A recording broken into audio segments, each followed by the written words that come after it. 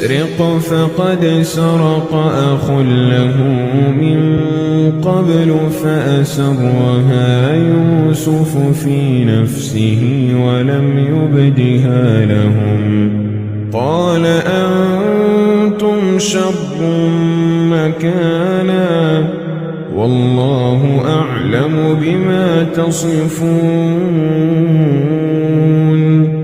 قالوا يا أيها العزيز إن له أبا شيخا كبيرا فخذ أحدنا مكانه إنا نراك من المحسنين قال معاذ الله أن نأخذ إلا من وجدنا متاعنا عنده إنا إذا لظالمون فلما استيئسوا منه خلصوا نجيا قال كبيرهم ألم تعلموا أن أباكم قد أخذ عليكم موثقا من الله ألم تعلموا أن أباكم قد أخذ عليكم موثقا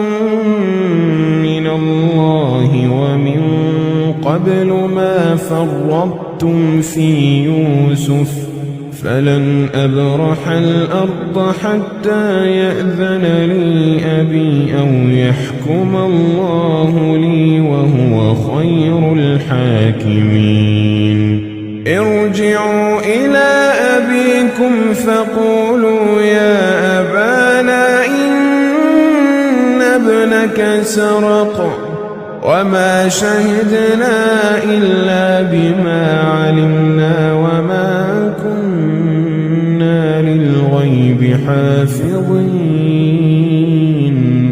واسأل القرية التي كنا فيها والعير التي أقبلنا فيها وإنا لصادقون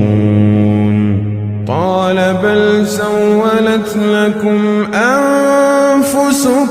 أمرا فصبر جميل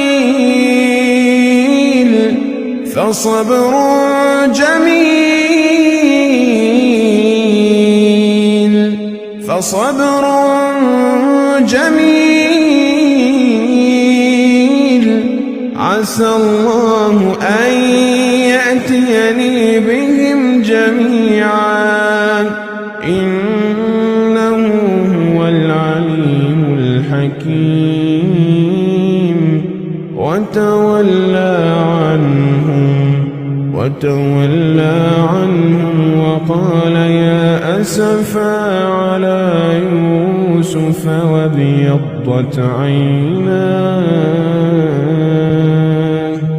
وابيضت عيناه من الحزن فهو كظيم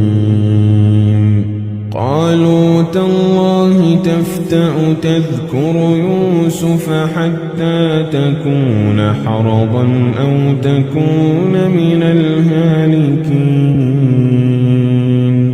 قال إنما أشكو بثي وحزني إلى الله قال إنما أشكو بثي وحزني إلى الله وأعلم من الله ما لا تعلمون يا بني اذهبوا فتحسسوا من يوسف وأخيه